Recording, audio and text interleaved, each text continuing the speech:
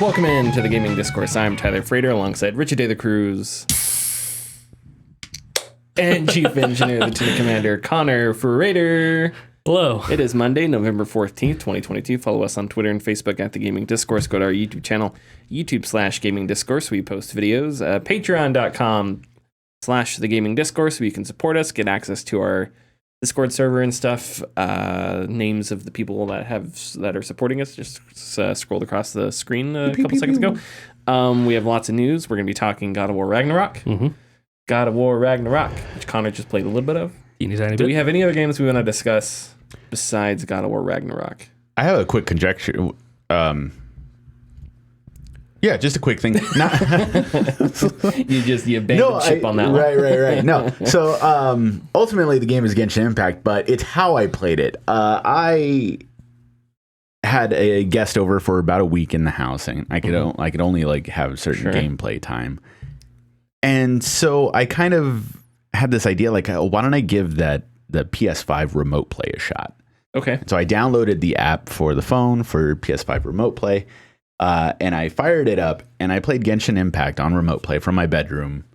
PS5 was in the living room over the Wi-Fi network, and that thing worked amazingly well. The load times were slightly slower because, of course, it has to go through the Wi-Fi and everything. But overall, playing Genshin Impact on that with my PS5 controller, admittedly on my small phone screen, was actually a fairly solid experience. And, okay. And if I'm in a position where I need to do that again, I probably will. Oh, awesome. Okay. That's all. That's something that I always forget that the PlayStation has. Steam has that too. I think basically everybody has something where you can stream through Wi-Fi at this point, except for the Switch, but the Switch doesn't really need it. Yeah. So it's just unfortunate that the one device that could be a perfect supplement to the PS5 is no longer in production, is the PS Vita. The Vita, yeah. But I guess since everybody has a phone now, I guess it doesn't matter.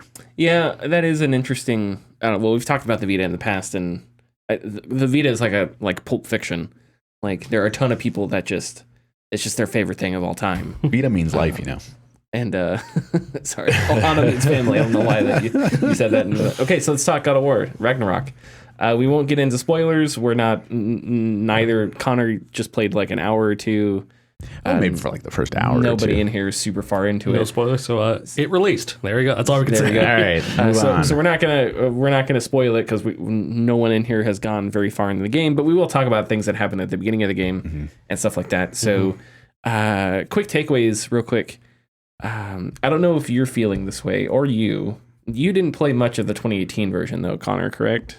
No. Okay. There's something about the combat that's different, and I just haven't figured it out yet, and I'm not sure what it is.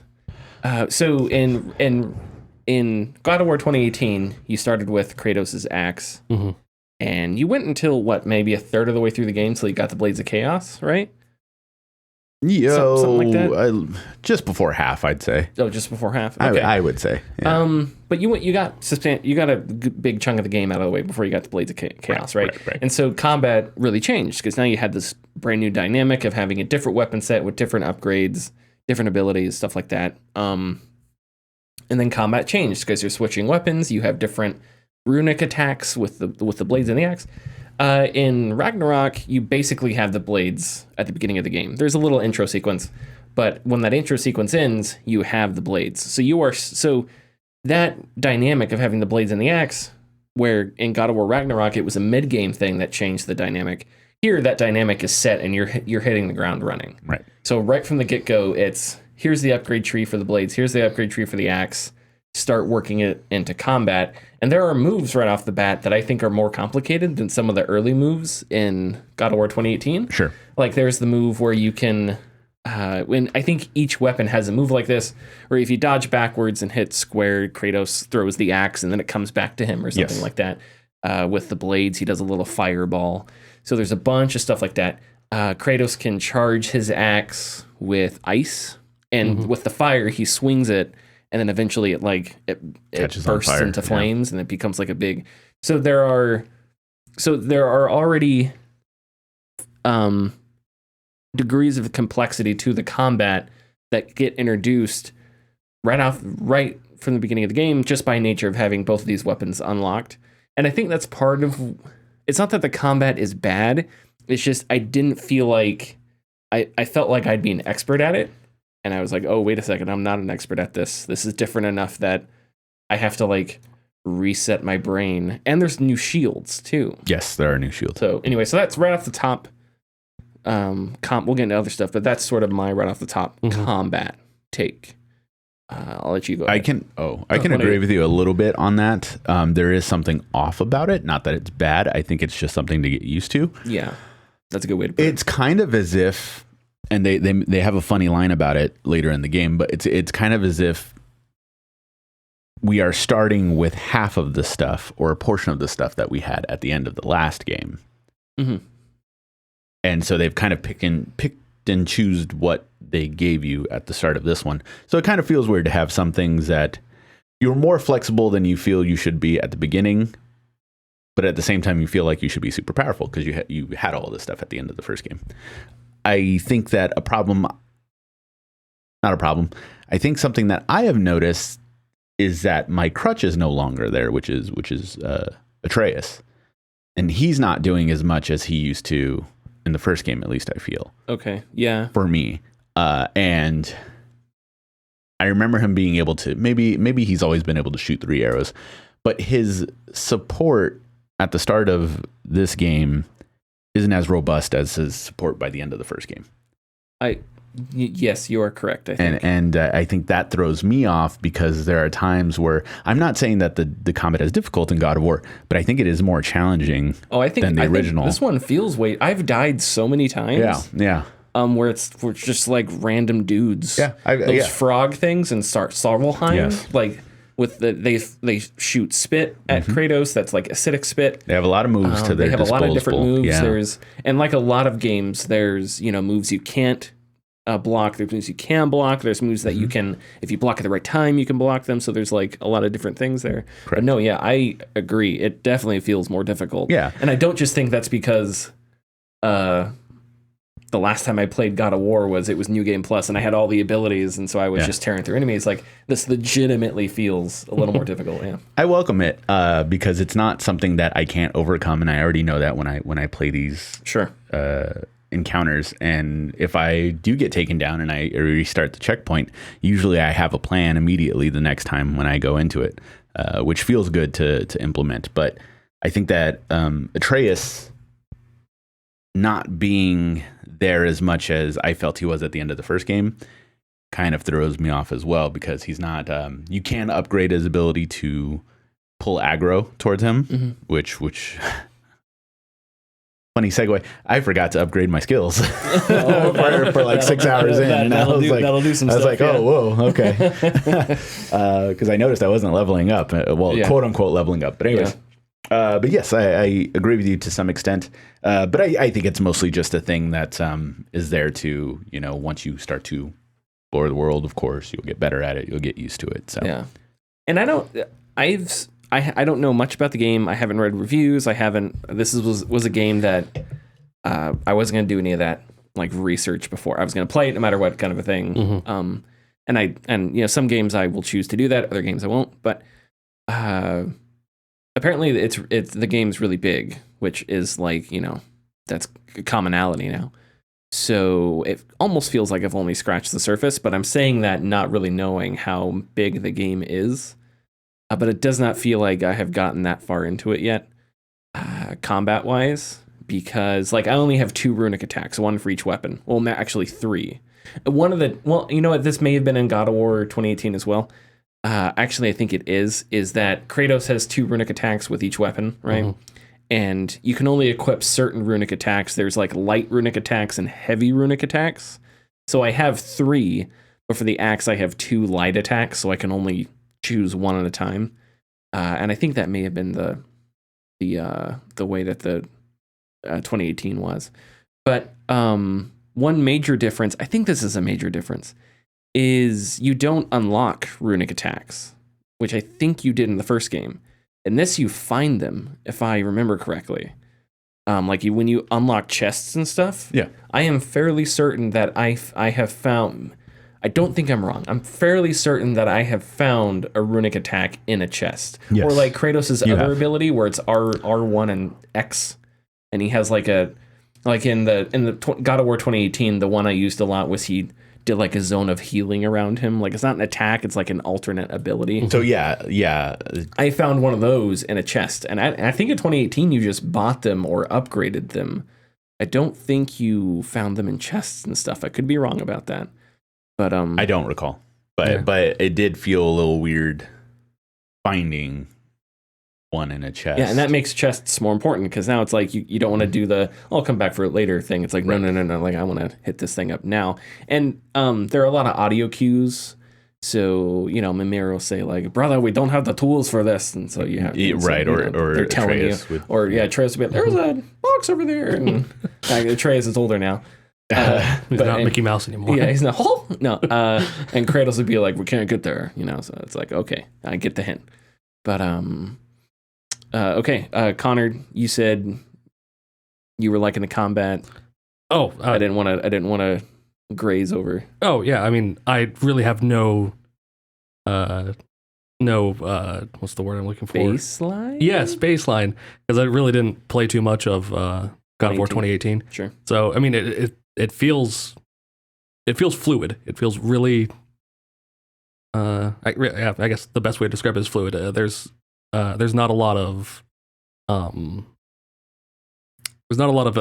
like wait time between committing to certain button actions. That's a really good point, because the game does feel much more fluid, not just in the combat, but also in all the animations and all the, there was so much climbing in the first one, and now, Kratos will throw his blade of chaos mobility, and he has like, there's mobility woven into combat, not like super crazy Titanfall stuff. Yeah. But, you tether to a point and then he lands, or you can run off the edge and hit square and he slams his axe onto the ground, a little AoE attack.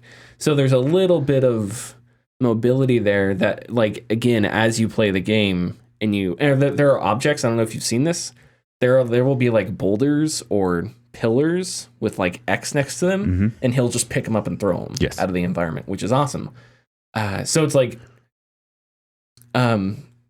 setting my brain to think about those things in the middle of combat is like what I have to get to in order to really start to dig into the combat and get down like the movesets that I like and stuff like that. The story thus far, I think, is incredibly intriguing.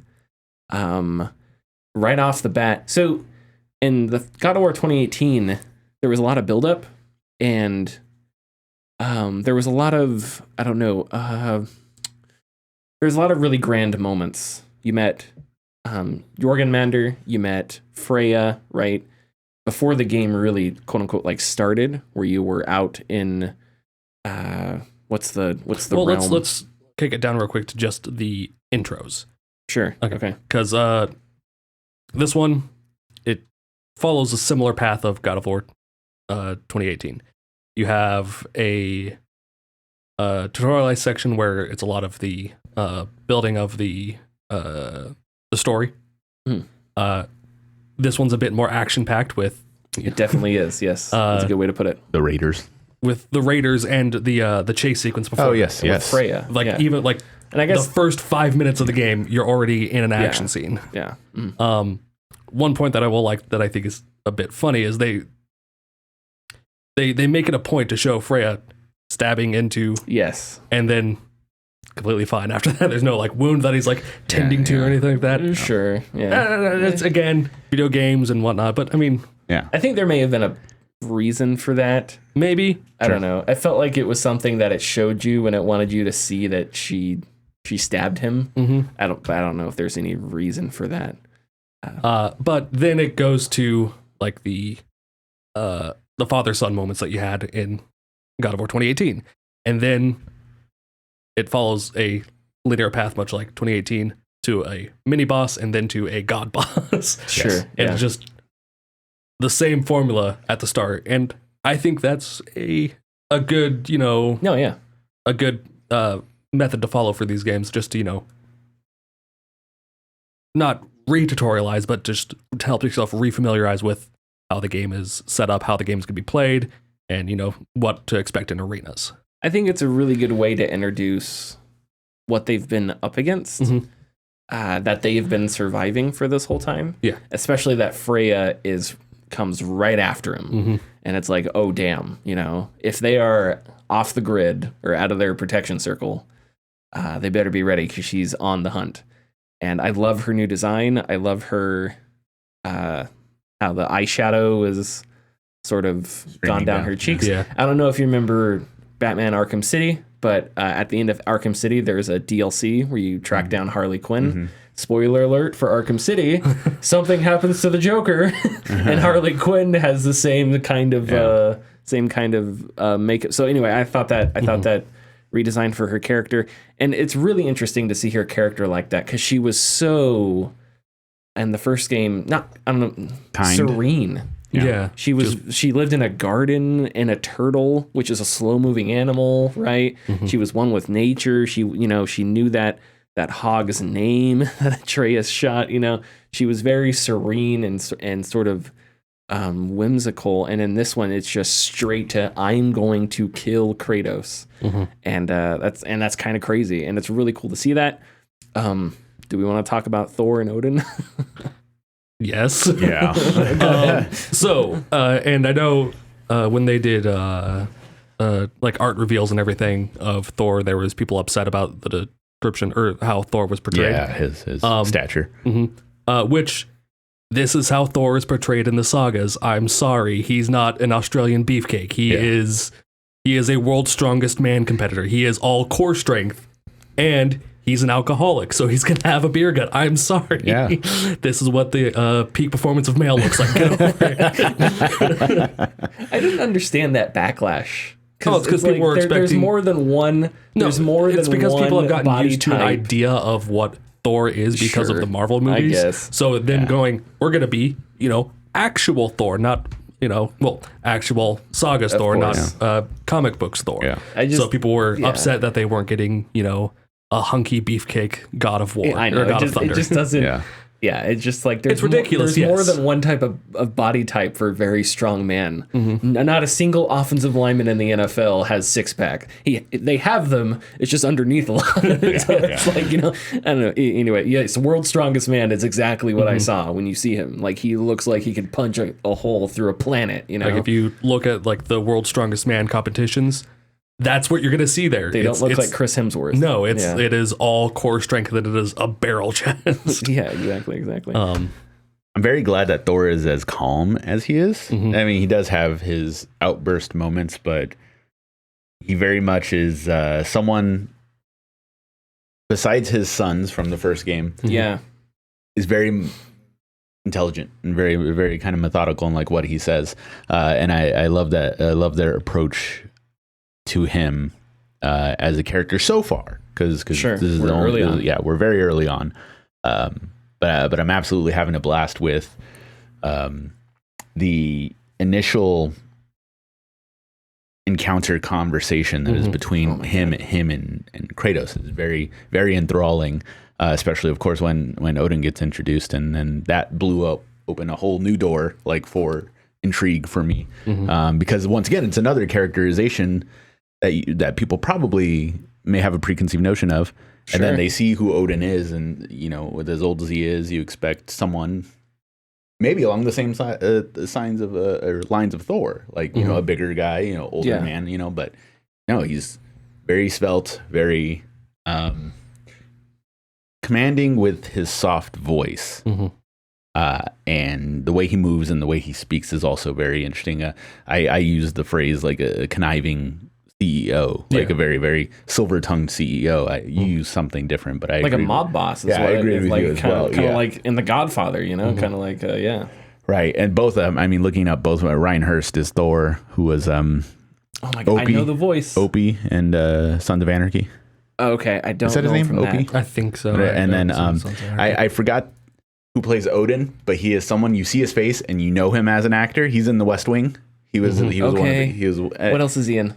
I know West Wing is like his biggest thing, but he is a supporting actor who you don't know his name, but you always see his face, and you're like, there's like 10 of those people. Yes, there's 10 of those. It's the guy from that thing. Yeah, no, or the girl absolutely. from that thing. Yeah, there's like 10 of those actresses that have just been in tons of stuff. Yeah. Yeah. And Odin's design is so cool. The tattoos are, Oh my are God. perfect. Just I thought it was an earring at first, but no, it's just like a placement for his eye patch, I think, right there to like hold it in okay. place. Yeah. It just has his hair, everything. He walks in with like a big trench coat, his cloak. It's obviously stylized as a Nordic coat, but just the way he walks in, it's like he's a businessman. Like he walks in with this big like overcoat off the street. And going back to Mob Boss, if you look at like old like videos from or films from like the 1920s of like Al Capone, he's wearing like how they wore their trench coat just over the shoulders, not Over through the sleeves. Yeah, he doesn't have just wearing it like God, a cloak. it's so well done. Really the well opening designed. Scene is so ridiculously well done. I think the only performance that I'm not sure about is Atreus. I feel like some of his lines are a little flat here and there. As you get into the game, I think you'll see some of that. Some of them are really good. I think it's a little hit and miss. Other than that, though, the performances are just, I mean, at this point, it's just like, they're just out of this world. Like everything Mimir says, you stop and listen. It's just ridiculous. Like that's a good segue for me to comment on how much more apparent Kratos is at being a teacher more than anything, not being so angry all the time. He's kind of become a silent protagonist. At least for what I've played, most of it. Protagonist. Right. But the things he says when he does say them are exactly what needs to be said at whichever time. And he's shown a lot more. Kratos was never not intelligent, but with 5 games before the 2018 one, well, 7 games before the 2018 game, he was just, I'm angry, man. Like, I'm angry guy.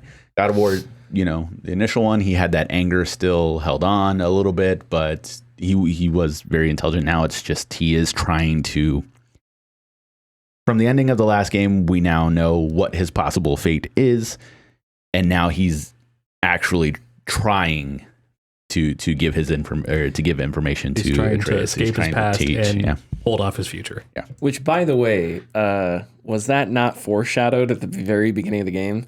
Because again, minor spoiler, very beginning of the game, Atreus and Kratos have 3, I think they're dire wolves. Dire wolves. Because they're like probably big wolves. And one of them is sick and is passing away, and Atreus holds it. A pretty big and Fenrir. name. And there's a huge white mark on Fenrir's face. And Over I didn't know left that. over the left eye. I didn't know that. And it's kind of pointed like Kratos's. Wow. Yeah, and it's like, okay, that's either some artist was like, I want to give this wolf a little bit of personality, or that's like, hey, how about some foreshadowing? Like, it's like, I don't know, it's something I picked up on. You will notice, so I look, so you're picking up on a difference in Kratos' character. At the beginning of the game, it's very subtle, but as you get a little bit further, it'll be a little bit more obvious.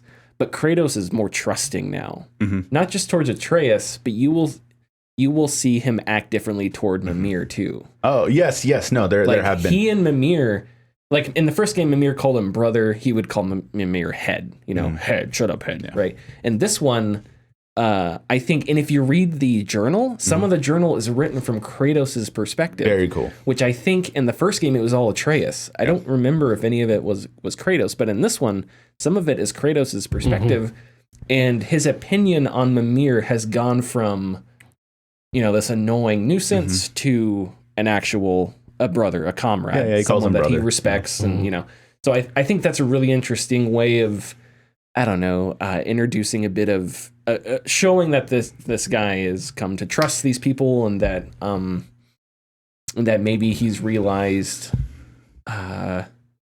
he's in something that's larger than just himself. And that continues in with the side characters, because the moment, in 2018, Brock and Sindri were tolerated.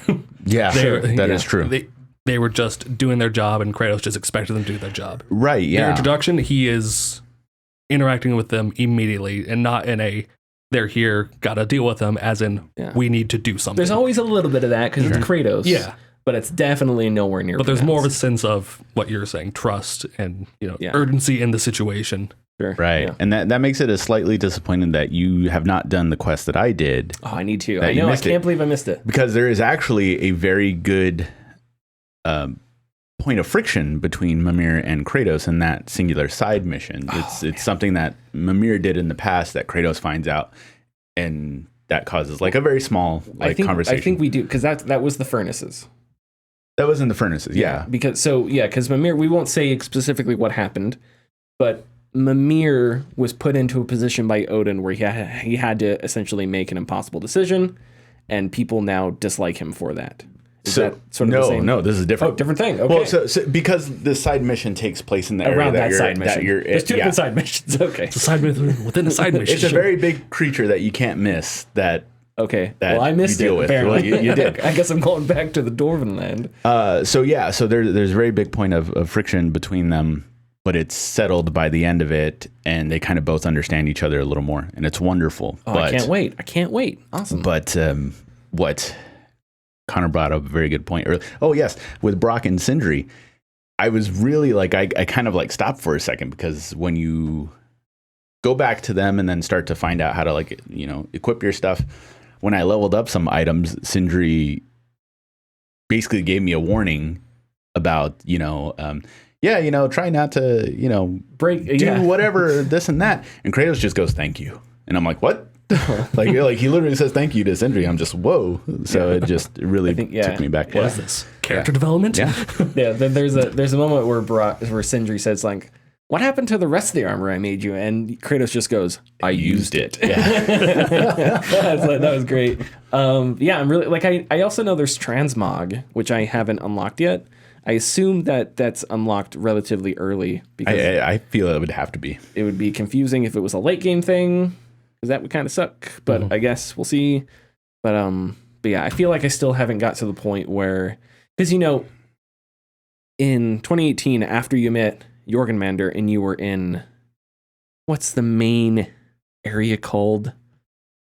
The realm that the humans inhabit. Midgard. Midgard. You got to that point where it's like, okay, now you can explore Midgard. Now it's a lot less linear. I don't think I've gotten to that point yet. For me, it's still like, you can explore this chest over here or this little side area. It's an explorable linear area. I don't know if the game is structured the same way. I assume it is, but I haven't gotten to the point where it's like, okay, now there's 3 different realms and you can explore around Midgard at your leisure. Mm-hmm. Like, I haven't gotten there yet. It sounds like, so this is the last point I'll make, because I don't think I have anything else to say, but regarding the linearity or non-linearity, it feels just a bit more open than 2018. You think so? Yeah. Okay. At least when I was rolling around in those oil rig or the mining rig areas, there was already maybe a couple things I can think of right now off the top of my head that I know I have to go back and take care of, because I couldn't get to it before. So I do think that there are going to be vastly larger areas that I need to explore. Well, there's one thing major about the game that I haven't mentioned that I know neither of you have seen, so I won't say it. But it's a pretty big addition, and it's very cool. You may know what I'm talking about, but it doesn't matter. I'm not going to mention it anyway. I don't. Leave me alone. Okay, are we ready to move on to the news then? Yeah, let's do it. Well, wait. One thing I want to interject and just to roll back to Thor. With them, like, a lot of the information they're pulling from, obviously they're taking from the sagas. I really hope they bring his arrogance in, because one of the chief like storylines throughout, for Thor is you could set him off by just pressing into his arrogance and be like, oh, you can't do this, you're not that strong, Mm-hmm. It was exploited all the time by Loki. So I really hope that they play into that bit a little bit. Okay. Yeah. I mean, in the first game, it definitely set that. Mm-hmm. I think it definitely set that characterization with Thor, is that he was really brash and arrogant and stuff like that. Well, no, because he wasn't in the first game except in like writings and stuff like that. Okay. So I think when you read about him fighting Jorgenmander and stuff like that, that character Baldur was very much the same way, but Baldur was more cynical, I think, because he hated everything because he couldn't feel everything. Mm-hmm. Anyway, okay, we ready for The ad? Yeah, let's go. Thanks for listening. If you like our content, please consider subscribing or leaving a like and comment. You can find us at patreon.com/thegamingdiscourse. And our tiers are $2, $4, $7, and $10 and include getting your name in the video credits, early access, and access to our Discord server.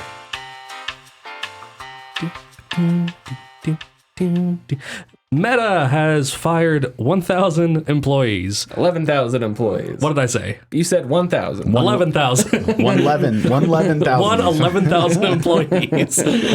Meta has fired 11,000 employees. My mistake. The huckster's Mark Zuckerberg, told employees in a post on Meta's website he is taking full responsibility for the layoffs.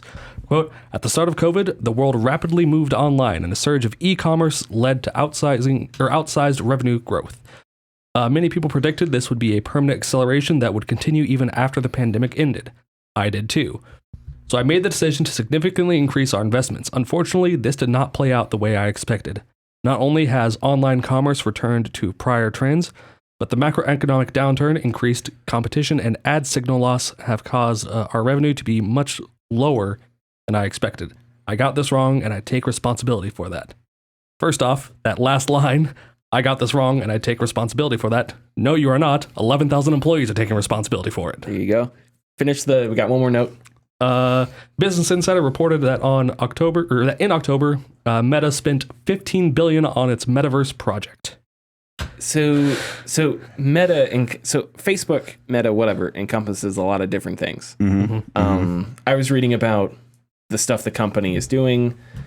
They're competing with. So VR isn't the only thing. VR is the thing we talk about. That's why we consider them a video game company, because of the market share with VR. But apparently, they compete with TikTok. They compete with other social media platforms.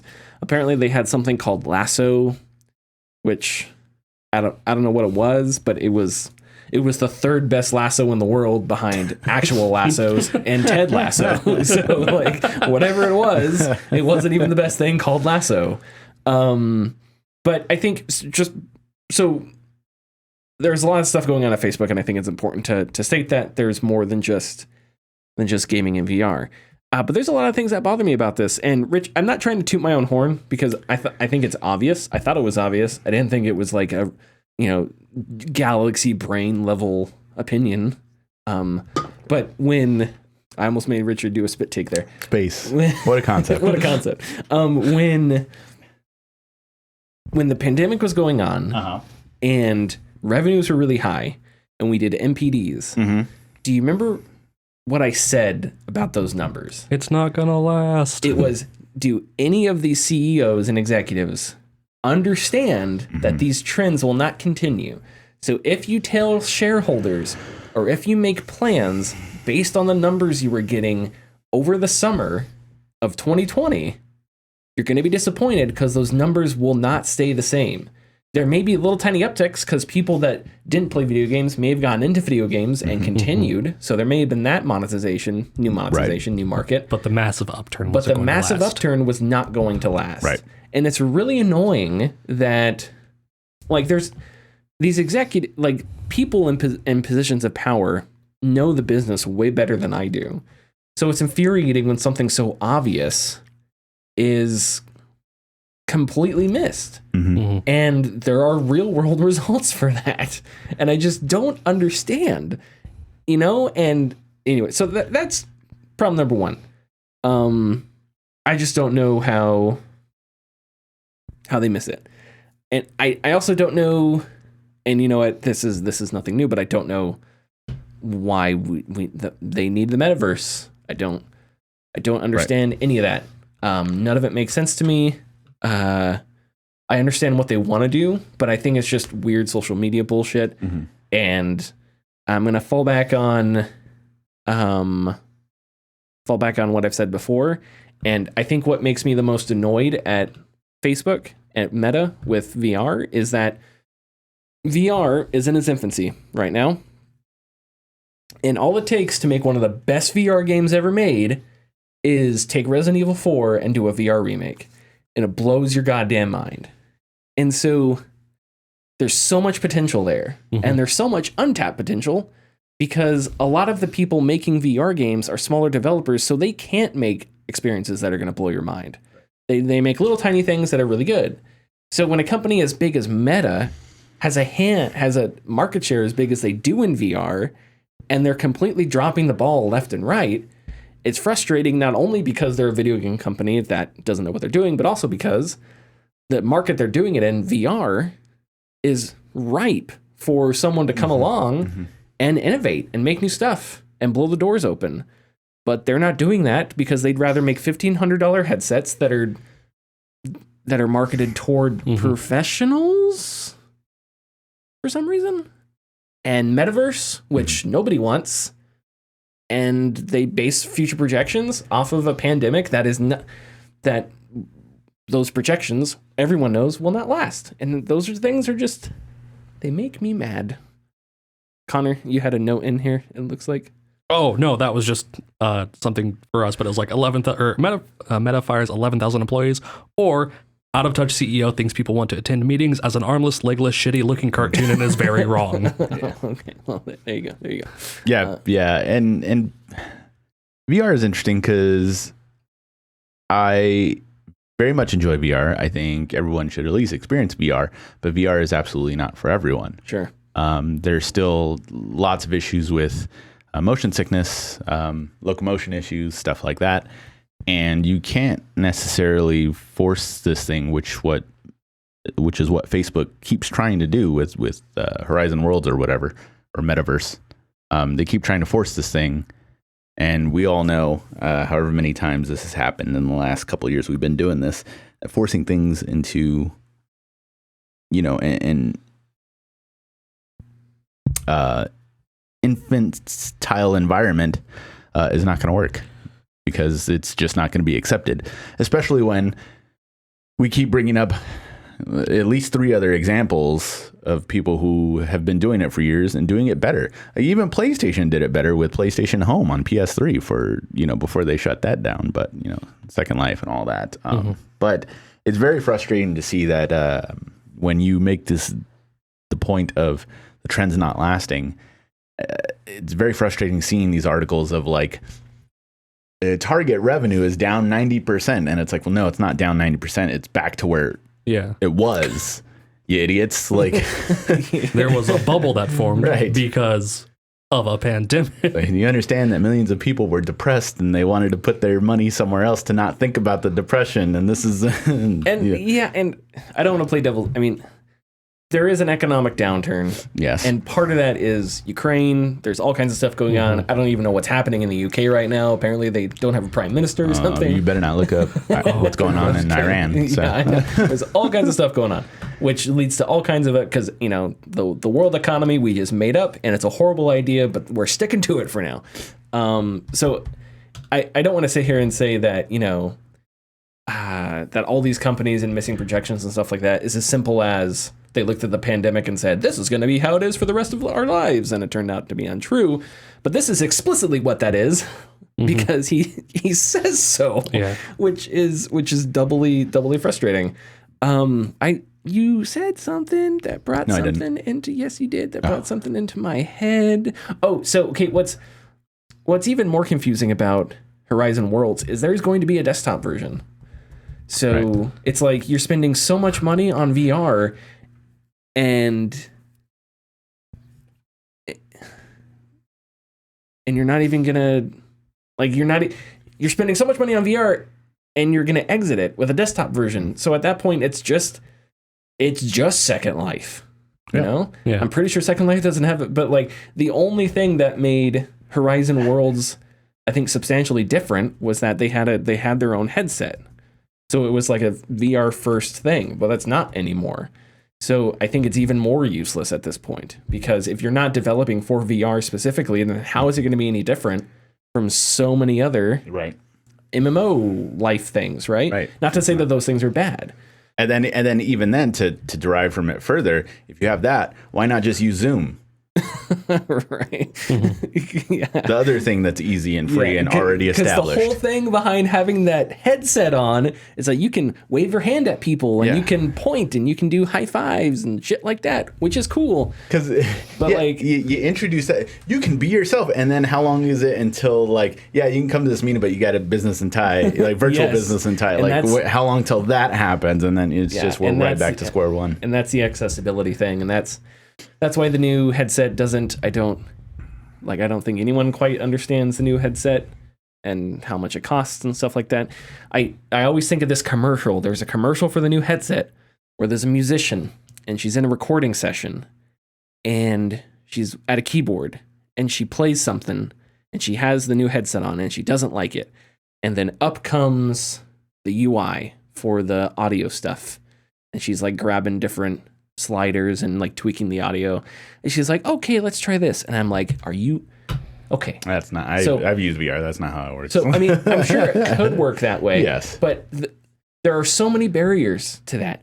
Does she get motion sickness? Did she put up makeup on in the morning? Did she do her hair? Those things are ruined if she wears a headset for 5 hours. Mm-hmm. How long is that recording session? You know, is that really more convenient than just having a laptop next to you? Right, yeah. Probably not. Because it's a lot more convenient than that. Going into a studio. Having a producer doing for you in another room. Exactly. Having a whole nother human being in there. I mean, so it's just, even the concept I don't understand, because it's just the concept of this like everyday usability, I just don't buy into. Mm-hmm. I just want video games. Anyway, Connor, you look like you're gonna. Oh, I looked it up. There's a VR mod for Second Life. Okay, so but that's fine. Second Life doesn't own a huge swath of the VR market, and they're trying to. Meta's just is it a mod or is it an actual? It's a mod. Okay, so it's not like official. So Meta is just chasing Second Life trends.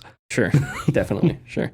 Okay, are we ready to move on to this People Make Games thing? Yeah, yes. So People Make Games. We talk about their videos often. Fantastic journalistic work. Their new video is titled Valve's Gambling Problem. It's about online gambling sites, CSGO stuff. So this is stuff I think we're all familiar with, yes, to a certain degree. But if you're not, and I don't want to oversimplify the video too much because there's a lot in, I 1000% recommend you watching it. But it's about skins and Counter-Strike Go, right? So Counter-Strike, you get a skin for a weapon, camouflage, whatever. You can take that skin and then put it on marketplaces and gamble and sell it and trade it and stuff like that. Third party. So these places are unofficial, right? Valve kind of looks the other way. It's a gray market. Valve benefits from this because, you know, all this stuff is the starting point is CSGO, is a Valve game. So all these markets are enabled and could be disabled, I think. Yeah, absolutely. Yeah, by Valve if they really wanted to. So the story is about gray market gambling, stuff like that. They interviewed lots of different people who played CSGO, talked about gambling addiction, talked about loot boxes and these gambling sites and how they are designed to mimic, or not even mimic, just straight up be slot machines and stuff like that. Mm-hmm. But one of the, I forget, I was meaning to jot his name down. The main host of one of the two main hosts of People Make Games. He pretended to be, he created a Steam account. I think it was the Steam account's age was 13 years old. And then he played CSGO, got a skin, went on to one of the gambling sites as this 13-year-old account. Yeah. Bet money and did the whole thing, went through the whole process. And his account age was 13 years old, right? Yeah. So it's like it's not difficult for anybody to go through. Generally, the sites obfuscate things to make you unaware of how much money you're losing or whatever. So again, I don't want to oversimplify or brush over a lot of the video, but it's a half hour long. It's fantastic. But in the past, before we started this podcast, I don't know if you guys remember the CSGO Lotto.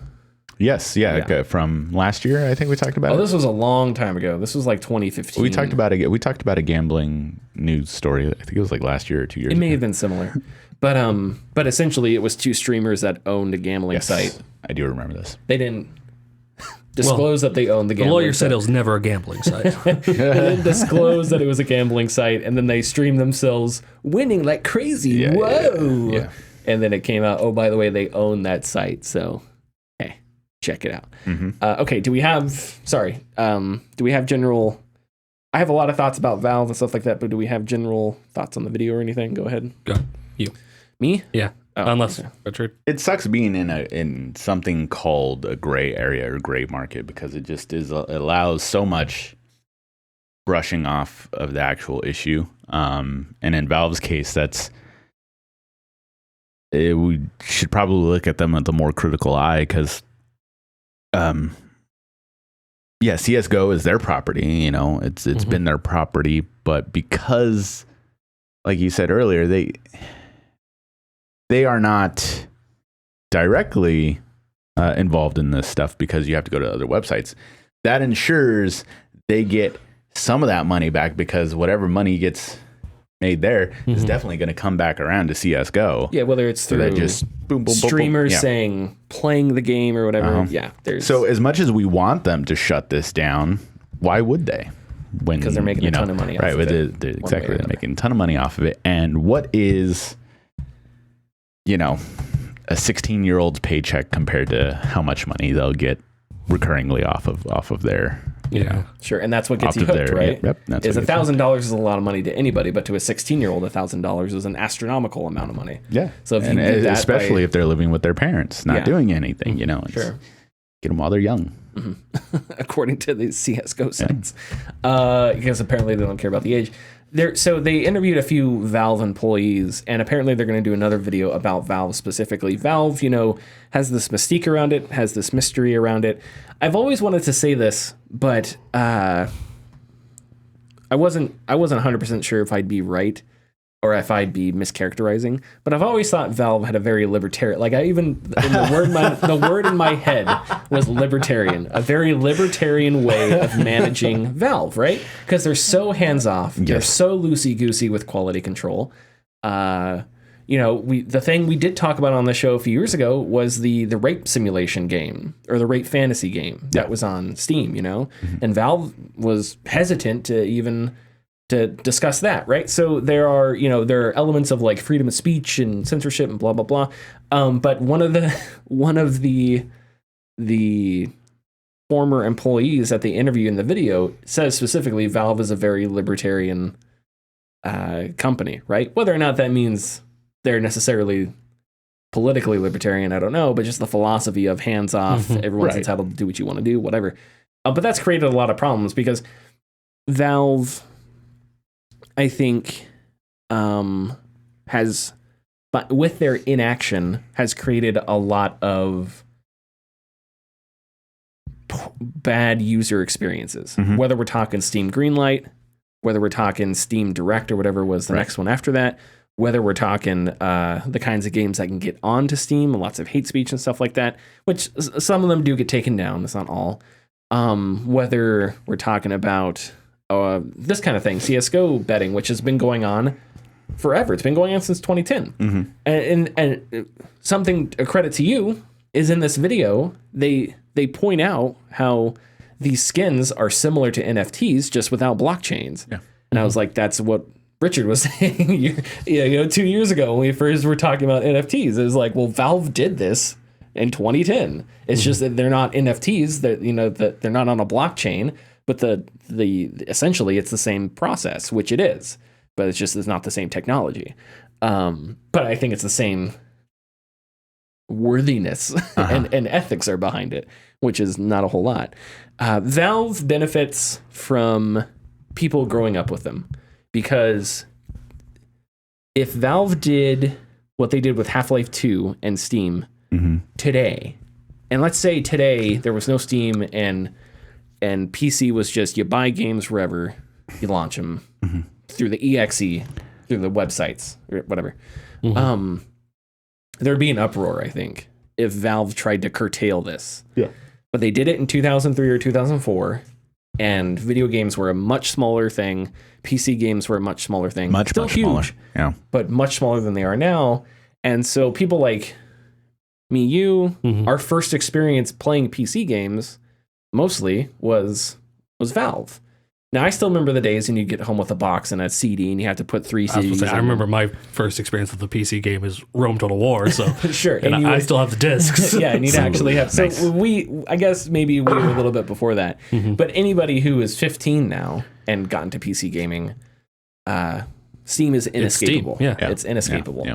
So, so they benefit from being there for such a long time and not having the pushback of the market, the move on the market that they made from 2004. Because if they did that today, I think the result would be different, and I don't think we would have the same universal popularity for Valve as we do now.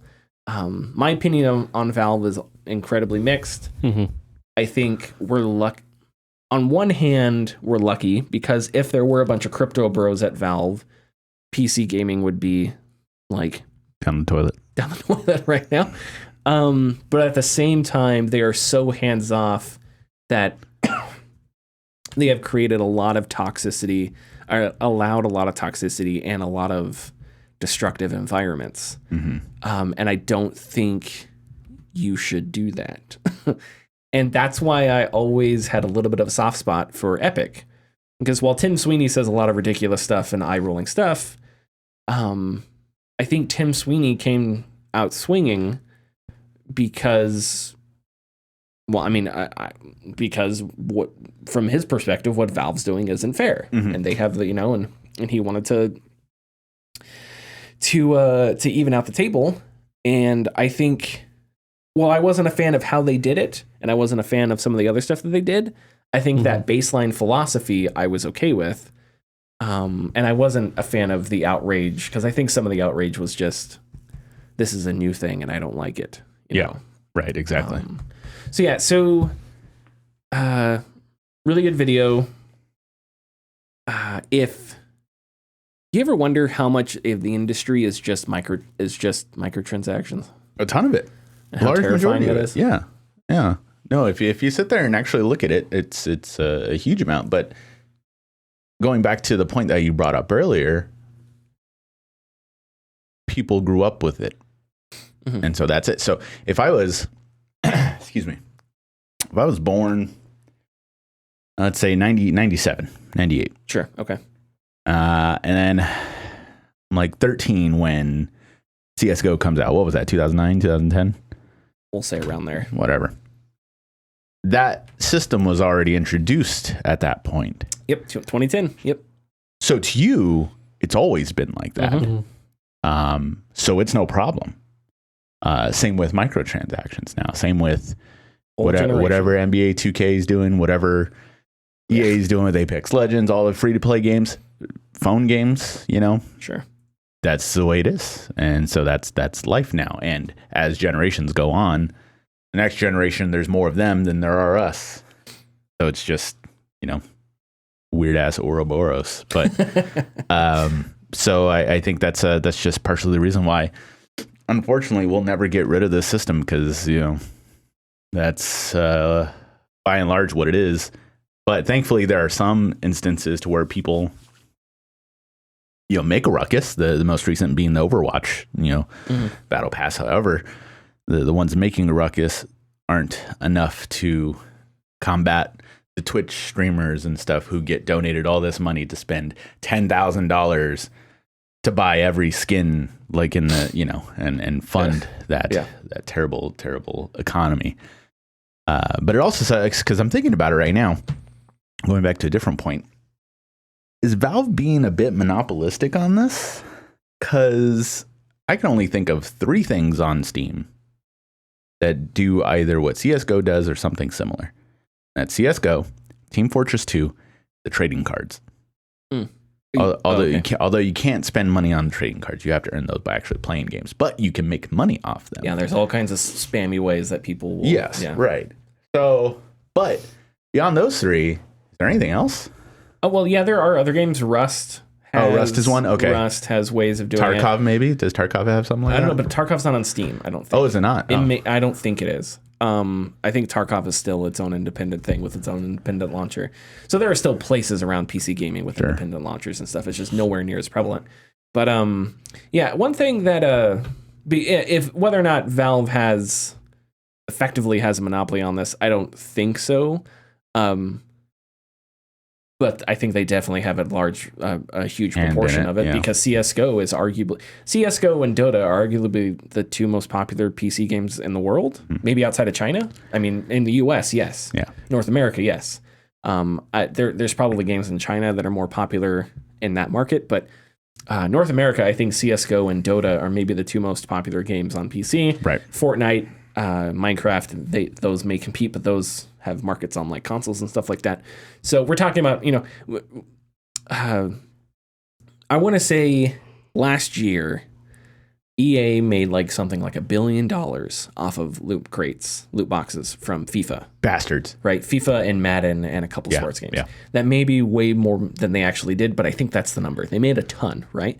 So imagine that, but on PC, and what Valve is making. Mm-hmm. And then consider that Valve doesn't have a ton of employees. They don't make a ton of games, right? So it's not like they have budgets for millions and millions of dollars that they release a game every year. So they're just raking in the cash. And I think you can say it's a matter of a libertarian philosophy where they believe in non-intervention and stuff like that. But I also think it's the sweet, sweet cash is really the thing. I mean, fuck the political ideology. You're making a ton of money, and that's really your motivator there. There was one other thing I wanted to address, because I have heard streamers, and this floors me but I've literally heard popular streamers say things like, I can stream on my channel because I tell my viewers, don't gamble. I say, don't do what I'm doing. I tell them I'm addicted, right? But the problem is those disclaimers don't matter, because if they did matter, gambling sites would not give you anything to promote their site, right? Because if gambling sites gave you something to promote their site, and then you put those disclaimers out, and then that hurt the gambling sites, they wouldn't want you advertising for them. So I think when streamers try to say things like, it's fine because I tell my audience, don't gamble, or I tell my audience, I'm paid to do this, so I'm putting out these disclaimers, so I'm morally fine. No, because there's a reason they want you to do that. And it's apparently because they're getting some kind of benefit from that relationship. And if they were getting no benefit, or there was a deficit, then they wouldn't want you to go on their stream and talk about and show off all the stupid skins you were betting and shit like that. So I think those are horrible excuses. And I think Twitch has banned certain websites. I don't remember what the thing is, but we should just ban it across everything. If you're using Twitch to gamble, you should just be banned. Just see ya. It's ridiculous.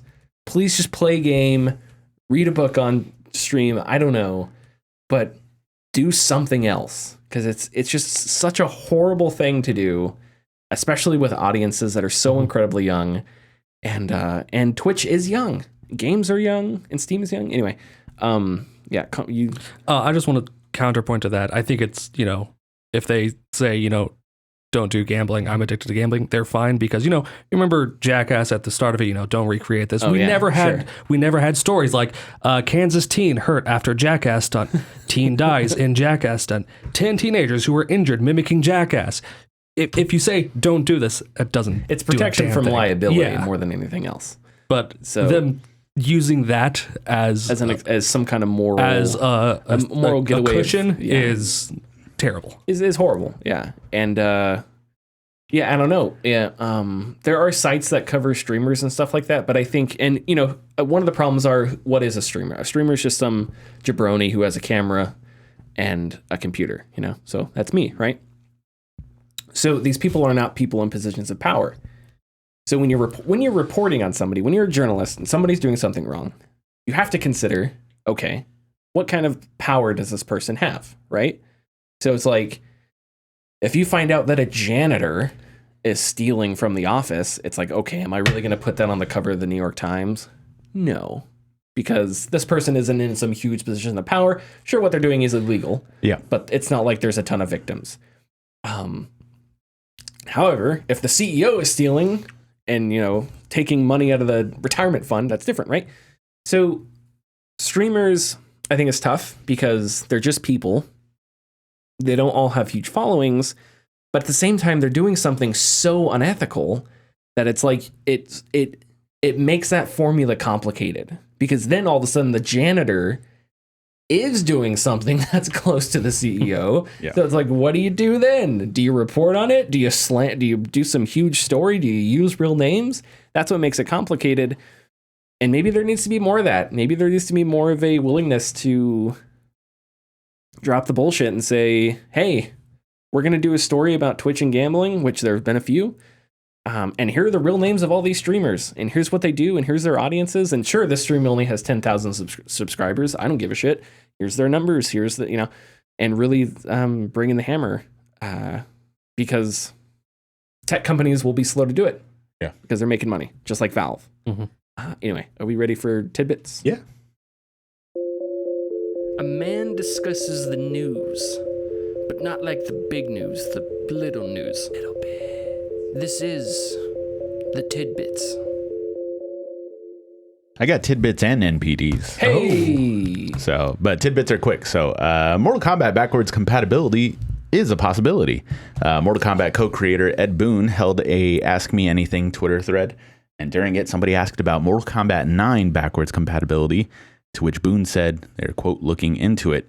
And I think that's an interesting response because Xbox clearly stated that the last batch of backwards compatible games that released were the last. They weren't going to do anymore. So this tells me two things. One, backwards compatibility is up to the developer, and if they want to spend time to work on it, or a remaster is in the works. Is there any Mortal Kombat collection that's ever released that's had a ton of the games from the 90s? There have been a couple of collections that don't have all the games on it, but they have specific ones. But I remember the last one that came out was, or not the last one, but there was one on Xbox Live that was the Ultimate Mortal Kombat 3 and a bunch of others. And that got taken down for some reason. I think it was because it came out when Midway was still around and they owned Mortal Kombat at the time. And then, then Midway, whatever. That's probably because before Mortal Kombat 9. Mortal Kombat 9 is when they became NetherRealm Studios, and were part of WB. Before that was all Midway. MK versus DC, maybe MK versus DC, whatever. Game Awards nominees were announced. Hey-o. Go through every single nominee. Not everyone. Not every award. We're going to be here 2 hours. No. Game Awards are in a couple weeks, and we now have nominees for all the categories. God of War Ragnarok takes the most nominations at 10, while trailing behind are Elden Ring and Horizon Forbidden West, along with a couple others, but I won't name those. Xenoblade Chronicles 3 nabbed some nominations, as well as surprising some, especially with a Game of the Year nod. I don't know why, because I've heard it was a great game. But Citizen Sleeper got a nod for Games for Impact, and Cult of the Lamb got a nod for Best Indie.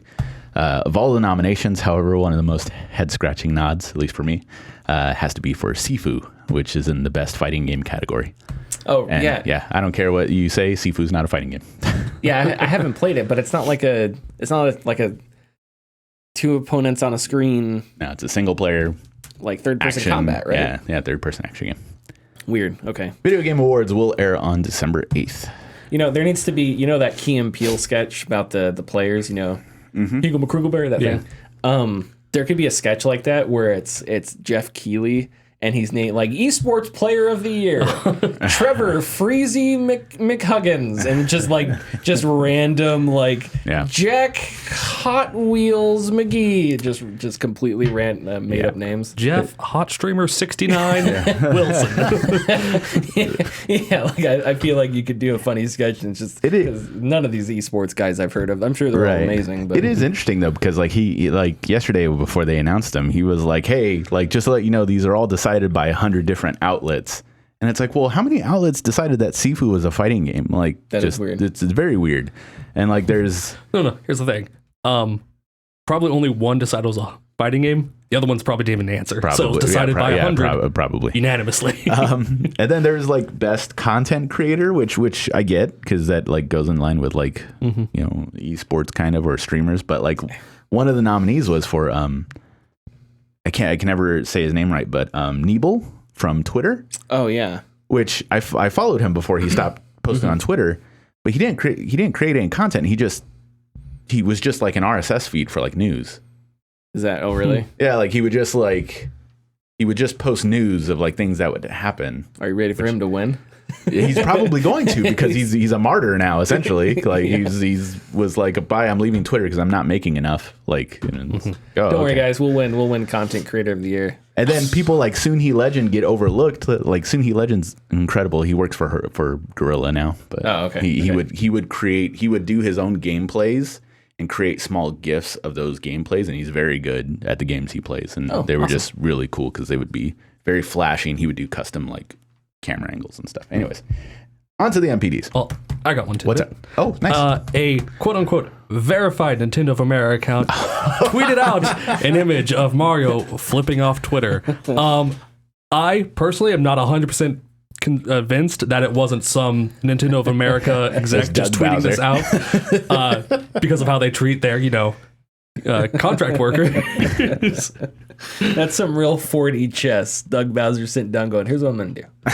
Because Twitter is a complete dumpster fire right now, I'm going to tweet out something so offensive that everyone's going to assume it's fake, but in reality, it's coming straight from the Bowser. It's going to be perfect. That would be something Bowser would do.